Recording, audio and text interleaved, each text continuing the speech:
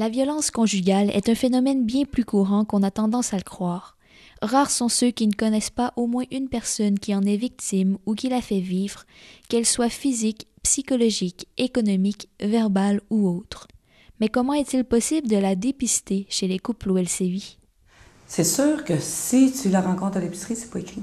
C'est pas écrit dans son visage. C'est la même chose que ça sera pas écrit que son conjoint a des comportements violents. C'est pas écrit dans le visage de personne.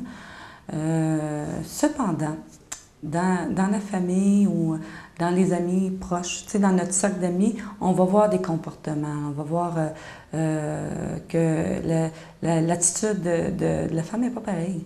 L'attitude de la femme n'est pas pareille si le conjoint est là ou s'il ne l'est pas. Elle va être fuyante. Quand tu vas poser des questions, elle ne te répondra pas, elle va te répondre d'autres choses. Elle va défendre son conjoint. Parce que, tu sais, c'est quand même quelque chose de dire à ton ami ou à ta mère ou à ta sœur que ton conjoint te fait vivre de la violence, là. Tu sais, ton estime de toi-même en prend un coup.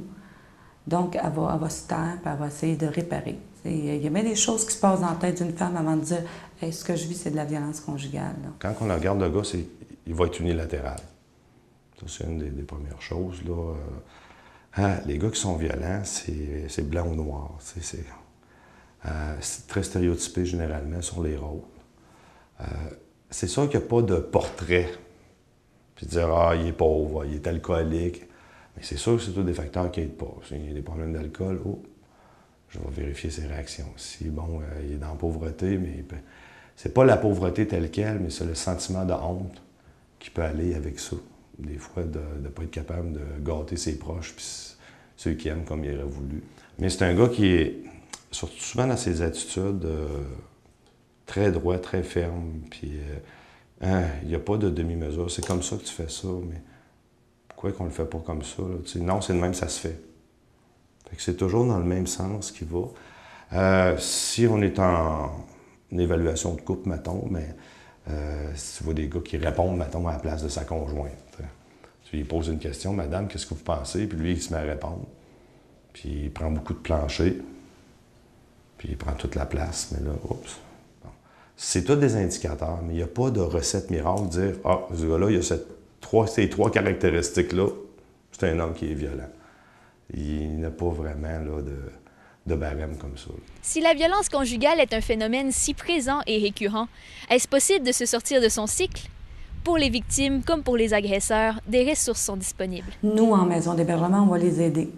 Mais c'est de l'hébergement qui est à court terme. Donc, on offre les services qui sont des services de post-hébergement où elles vont continuer le cheminement avec nous. Mais c'est beaucoup avec un plan d'intervention. On va travailler beaucoup l'estime d'elle-même, de dire ces choses, de croire qu'elle est capable, de remonter. Parce que si tu n'es pas bien avec toi-même, tu ne peux pas bien avec les autres. Fait que la première personne, on va dire, la première personne à qui il faut que tu penses, là, c'est à toi. La première personne que tu vois le matin dans ton miroir, c'est toi. Fait qu'il faut que tu sois bien. Que la majorité à cette heure viennent nous voir pour de la violence verbale, de la violence psychologique. J'ai beaucoup moins de violence physique. Avant, c'est sûr, quand j'ai commencé il y a 20 ans, automatiquement, un gars qui donnait une claque à sa blonde, je ne voyais pas des gars qui n'avaient pas frappé. À cette heure, beaucoup. Près de 50 % de ma clientèle n'a jamais touché à sa conjointe physiquement, mais verbalement et psychologiquement, sont violents. Fait qu'à partir de ça, juste le faire identifier, puis le faire prendre conscience. Quand je dis qu'ils ont une intention derrière le geste, l'intention n'est pas nécessairement malsaine ou méchante, entre guillemets, mais c'est de prendre le dessus sur l'autre, pour différents types de raisons, peut-être parce qu'il est mal dans sa peau. Mais il ne voit pas nécessairement toujours tous les impacts et les conséquences. Ça, c'est une des premières choses à y faire voir, tous les impacts et les conséquences de ces gestes. Parce que ça, bon, je ne pensais pas y faire peur, je ne pensais pas que ça y ferait mal, je ne pensais pas que ça la blesserait tant que ça. Puis les impacts sur l'entourage aussi. Avant, je me servais beaucoup de l'impact sur la femme, mais des fois, c'est un peu ça qu'il veut. Il veut comme la diminuer parce qu'il est fâché après. Mais quand tu crées après ta femme, tu me dis que tu avais un petit garçon. Ah, ton petit gars, comment tu penses qu'il réagit, lui? Papa, il est gentil, mon papa. Je l'aime, mon papa, mais papa, des fois, il est méchant avec maman. Oh, puis quand j'amène ça, bien, là, il enfonce un peu dans la chaise. Oh, un peu là, ouais. Là, il voit que ça a les répercussions sur son entourage. Ça, c'est un facteur qui est aidant. Puis le fait de lui apprendre à gérer ses conflits, ses émotions. On ne donne pas de conseils, nous, on suggère. On ne donne pas de conseils parce que l'experte dans la vie d'une femme, c'est elle-même. Donc, nous, à partir de nos principes, parce que les maisons d'hébergement, on travaille en analyse féministe. L'analyse féministe se veut être une analyse où la femme, on croit au potentiel de la femme de s'en sortir, de retrouver une vie adéquate pour elle et ses enfants. Et on croit en elle, on sait qu'elle est capable de s'en sortir. Fait qu'on vise l'autonomie à tout prix. Fait que nous, on est leur outil, on a les connaissances. Fait qu'on va leur dire, utilise ce que je suis, là. Viens chercher, j'ai les connaissances. Donc, on va leur fournir plein d'outils d'intervention.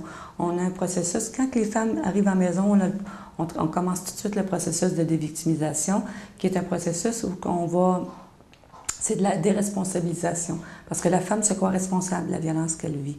Elle n'est pas responsable, elle la subit. C'est la même chose pour les enfants. Les enfants ne sont pas juste témoins, les enfants, c'est des victimes, là. Parce qu'ils vivent dans une dynamique de violence conjugale où la mère subit la violence, elle n'est pas responsable. Donc, par le fait même, les enfants ont l'impact, les conséquences de la violence. Moi, je ne pars pas du principe là, tu sais, que c'est pour arrêter le couple ou comme bâtir le couple. Je me sens neutre là-dedans. Je travaille sur lui, pour lui, l'aider à vraiment avancer là-dedans. Si son couple peut se maintenir, tant mieux. Parce que nous autres, on ne dit pas, faut que tu laisses ta blonde pendant le temps de ta thérapie ou c'est idéal que tu restes avec ou quoi que ce soit. Ça, nous autres, ça ne nous regarde pas. C'est le vie eux autres, puis c'est autant à elle, parce qu'elle aussi peut être concernée là-dedans. Nous, on aide le gars à gérer ses situations au fur et à mesure. Puis à partir d'événements du quotidien, m'arriver en fin de semaine. Des fois, ils sont pas avec, mais je l'ai appelé, on s'est parlé, on s'est chicané. OK, qu'est-ce qui s'est passé exactement? Puis là, on apprend au gars à décortiquer. Mais c'est ni pour construire le couple ou pour le détruire. On est là pour le gars, en fonction du gars, du travail qu'on peut faire avec lui. Nous autres, c'est un milieu de vie. On vit avec eux autres. On rit, ça pleure. On rit beaucoup dans une maison d'hébergement aussi. C'est pas juste des pleurs et des crises. Puis quand elles partent, nous autres, on leur donne des indices. On travaille beaucoup avec les caractéristiques des conjoints violents.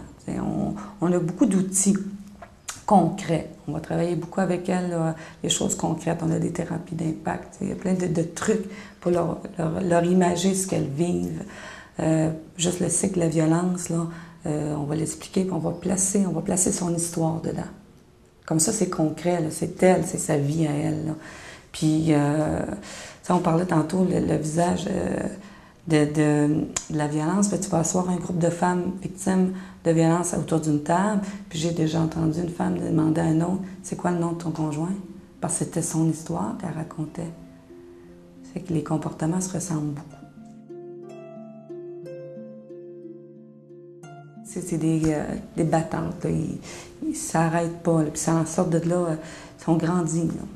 C'est le fun de les voir, là. On a des beaux témoignages, on les revoit après, ces femmes-là. Puis c'est le fun de voir comment est-ce qu'elles ont évolué, juste le temps qu'elles sont chez nous, ou encore de les revoir après, comment est-ce qu'elles ont évolué dans le temps.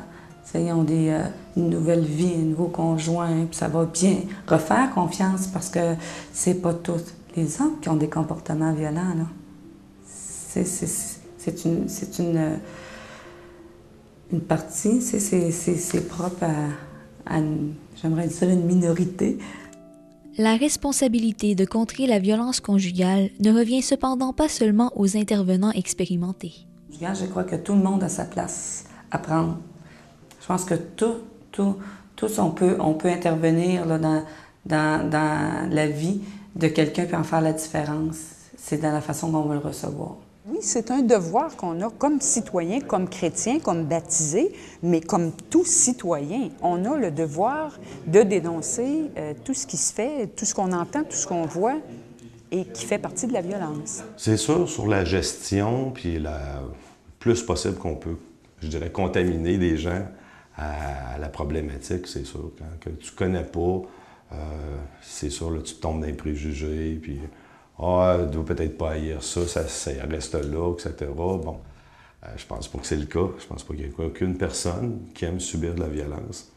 Mais en même temps, ça permet aussi de démystifier aussi tout l'aspect de la violence psychologique, la violence verbale. Fait que oui, la formation est très spécifique, elle peut aider là, bien des gens. Savoir nécessairement si tout le monde doit subir ou la faire, cette formation-là. Mais tous ceux qui sont un peu dans une relation d'aide ou un corps de métier, infirmières, médecins, on est sur des campagnes de sensibilisation pour les médecins, là.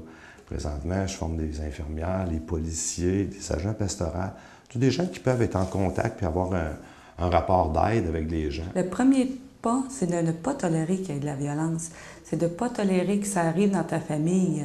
C'est de dire que si c'est ton frère, ton cousin, ton père, il faut le dire, ça, que non, c'est intolérable, puis pas mettre la victime en danger non plus, là, mais d'être capable, tu sais, c'est un souper entre amis, c'est d'être capable de parler aussi à la victime et lui dire, écoute, est-ce que je me suis aperçue lors du souper que ton chum, là, il brasse un peu, est-ce que c'est toujours comme ça? Est-ce que tu penses que tu as besoin? Peut-être elle va dire non.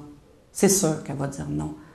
Mais juste de savoir que tu es là, que tu peux l'aider, elle va l'enregistrer. Je comprends pas, mais je ne m'éloignerai pas de toi. Si tu as besoin de moi, je vais être là. Je vais être là pour t'aider, puis de référer. Tu sais, c'est pas tout le monde qui sait que les maisons d'hébergement existent, pas tout le monde qui sait que les maisons d'hébergement ont aussi des services à l'externe, mais tout le monde connaît les CLSC. CLSC, c'est la porte d'entrée de tous les organismes, là. C'est de référer en CLSC, le CLSC va référer dans les bons endroits. Toute personne peut choisir de se conscientiser sur la problématique de la violence et permettre d'en contrer les méfaits. Valérie Carrier pour l'Église catholique de Québec.